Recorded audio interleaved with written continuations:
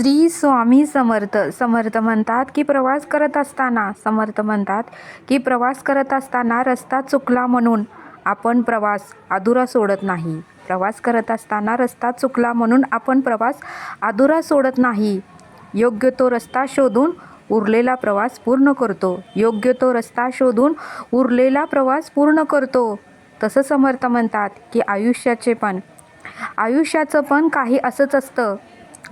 पण काही असंच असतं.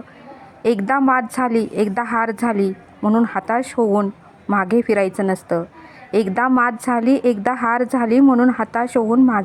नसतं. याउलट परत त्याच जोमाने प्रयत्न करून ध्येय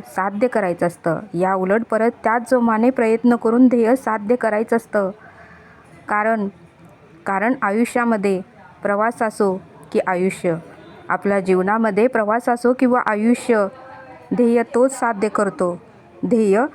साध्य करतो जो आपल्या चुकातून योग्य तो मार्ग काढतो आणि विजय होतो आणि यशाचे शिखर गाठतो, असं समर्थांनी आपल्याला इथे सांगितलं. आणि जो यशाचं शिखर गाठतो त्याचाच या जीवनामध्ये, या आयुष्यामध्ये जय जयकार होतो, असं समर्थांनी आपल्याला इथे सांगितलं. श्री स्वामी समर्थ. जय जय स्वामी समर्थ.